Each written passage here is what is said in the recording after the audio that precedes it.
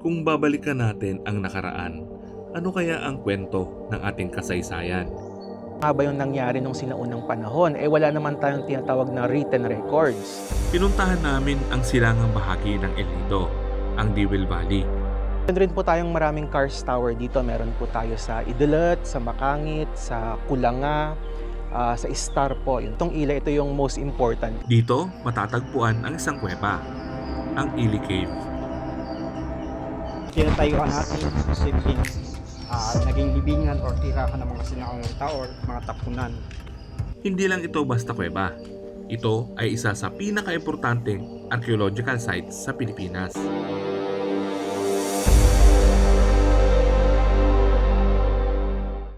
Hello mga kagala, nandito tayo sa Barangay New Ibahay o kilala din bilang Diwil. Sa likod natin makikita po yung Eli Cave Archaeological Storage Facility. So katabi niyan yung Eli Cave. Yan. So dito po nag-orientation, dyan po magsisimula yung tour papunta po dito. So may mga archaeological artifacts po na nakukuha dito sa cave na to. So ngayon, itong east and south ng El Nido yung destination natin. So ipapakita namin sa inyo yung iba't ibang mga sites, spot na pwedeng puntahan. So nandito tayo sa bagong building dito sa Eli Cave na dinonate ng LGU, yung kanilang Ito pa lang pa yung alam archaeological facility. Ito mga seashells. Ito po mga seashells na nakuha dito sa ano. Harapan po ng elikip po. Marami Marami rin sir, kaso hindi pa namin na kasi So i-display po yun dito. ganyan yan po. Para i-receive po. Para i-preserve. Opo, pansin nyo ito may mga number at ito is tinatawag na context number, itong 901. Ito naman is yung coordinates. Sabi no 3 with 2. Yan po. Tapos kung gaano siya kalalim, kalagay dito is 0.3 cm. Dito is 0. yung lalim niya mula sa taas. Para malaman kung saang level siya. Kasi lahat ng kasi is nakalikod po.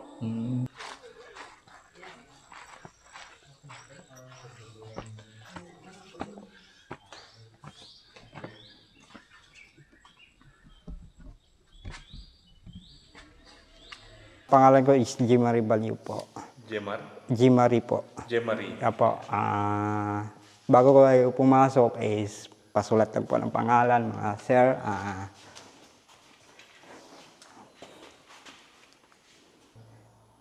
Hanggang umaga po. Ito po yung natin, exhibit hall or museum.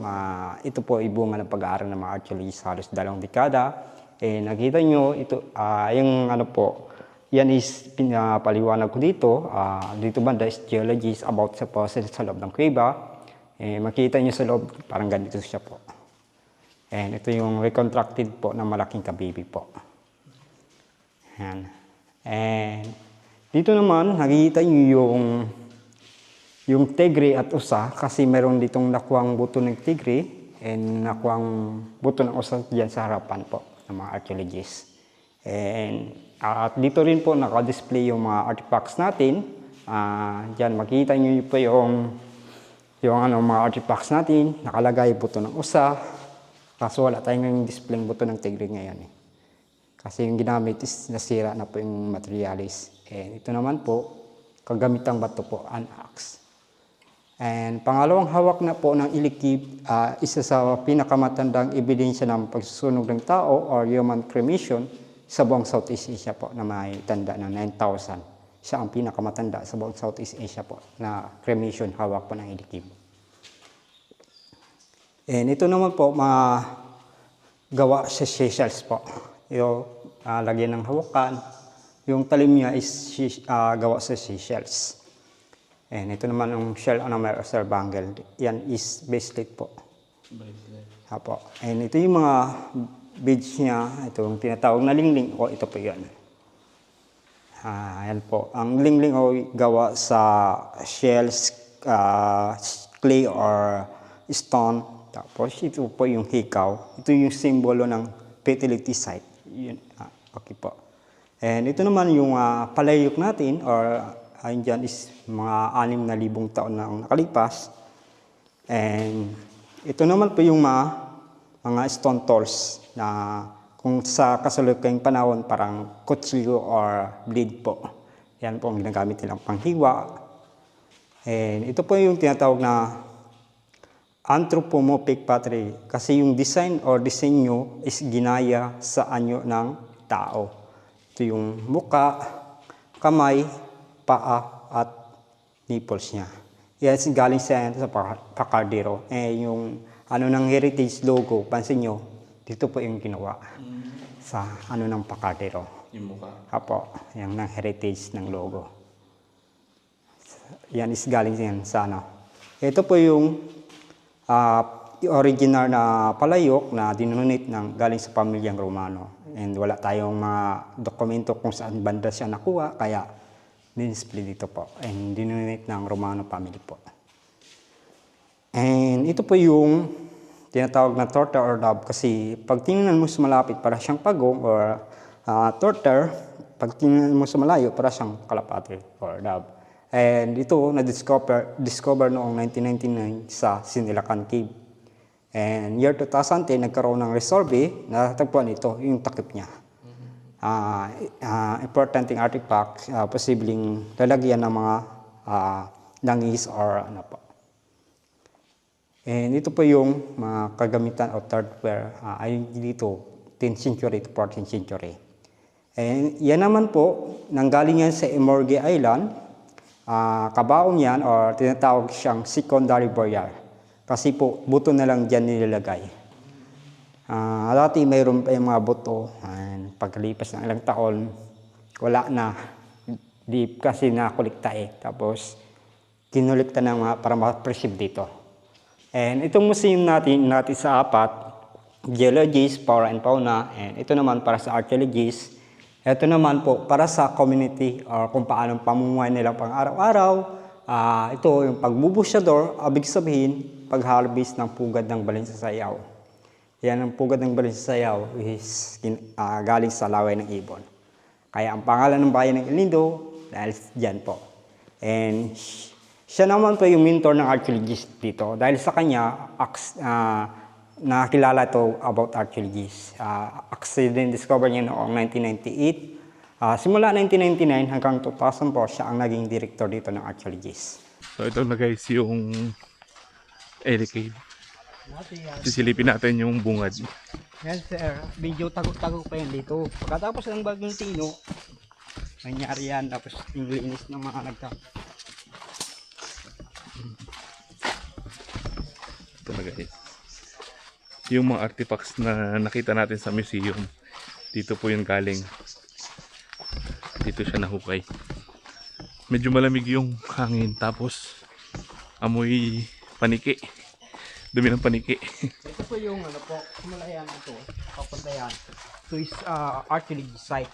Ito po. Opo, yung tinatayuan natin, posibleng naging libingan or tirahan ng mga sinaong ng tao or mga tapunan, mga pinagkainan tulad ng mga seashells. Itong lupa na to. Opo, ito pansin nyo po sir, medyo nagbaba na, ito hukay na po.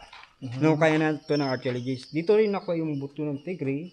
Ang buto ng tigre siguro, ang lalim mula sa tinatayuan natin, mga 5 metro po.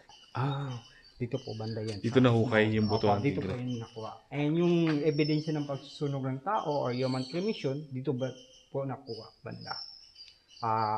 Yung pagkaalam ko, pang 6 na perasong cremation yung pagkakaalam ko Tapos, ang lalim mula sa tinatayuan natin, mga 3 meters or 4 meters ang lalim po. Ito sa likod natin yung entrance po ng Ellie Cave. Tapos dito sa parte na to, itong nasa bungad, dyan po nahukay yung karamihan ng mga artifacts na nakadisplay doon sa museum. Nakahukay dito ang mga archaeologist ng mga ancient pottery, mga luwad o clay na ginamit sa pagluluto at imbakan, mga animal bones. Patunay na noon pa man, sagana na ang Palawan sa wildlife. Pati nga buto ng tigre nakita rin dito, na nagpapatunay na konektado dati ang Palawan sa mainland Asia. At cremation site. Alam nyo ba na ito ay isa sa pinakamatandang ebidensya ng cremation o pagsusunog ng patay sa Southeast Asia na may edad na 9,000 years. Pupapasok sa kaliwa. Gano'n po kalayo ito sa loob? Gano'n katagal sila? Mga depende sa case kung maraming alamin, right, or maraming Tanong. bago lalabas yung mga 10 or 15 minutes, depende. Okay. Kapag akyat, medyo isang oras po. Kasi akyat, lulusot doon sa kabilang parte ng kuweba, tayo-tayo paakyat po. Tapos dito rin bababa? Babalik din po dito. Dito rin ang baba. Okay. So marami pa lang pwede pang lusutan sa taas. Opo. Pero same po yung bayad o iba yung... Iba yung signal dito, yung kuweba is medyo, iba na rin yung akyat. Okay. Parang ano sila, special tour. And ito yung tinatawag sa east mouth, and dito po yung west mouth. Ito. Para may yung coordinate.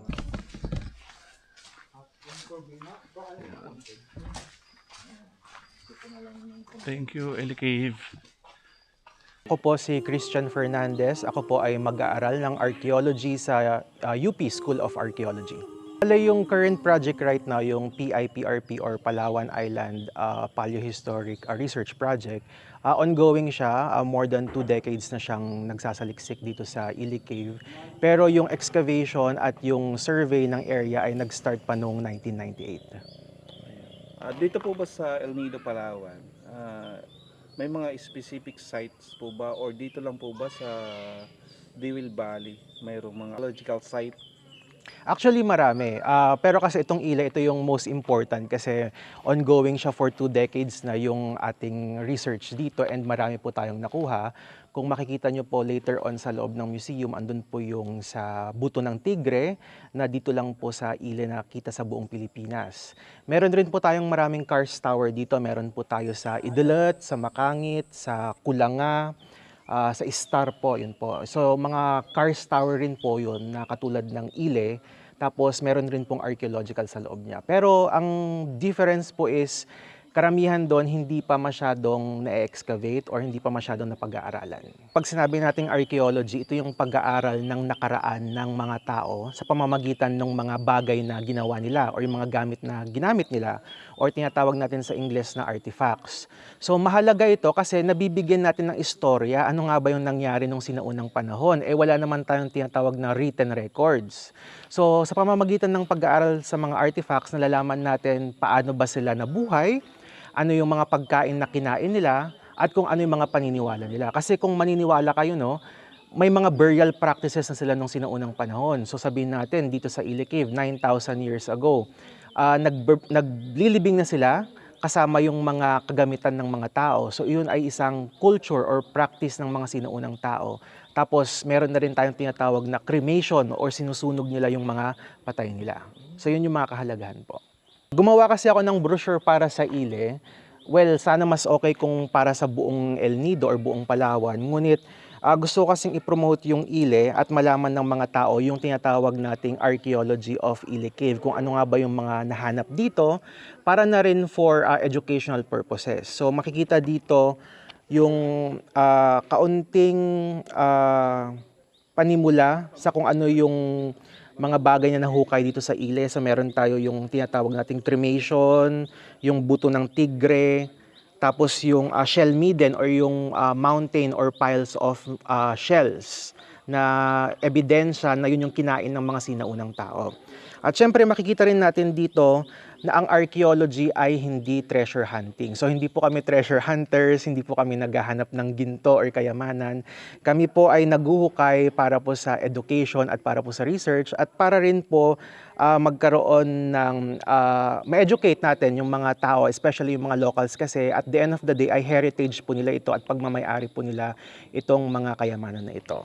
At ayun po, meron po dito yung mga common artifacts, ano ba yung mga madalas naming nakikita, para rin po, if ever makita ng mga tao, ay pwede po rin nilang i-report ito sa gobyerno or sa NCCA, the National Commission for Culture and the Arts, para po mabigyan pansin at para po mapreserba natin yung mga kagamitan natin. At syempre po, ano po yung archaeology? Nakalagay rin po dito kung ano po yung ginagawa namin. Ayun po.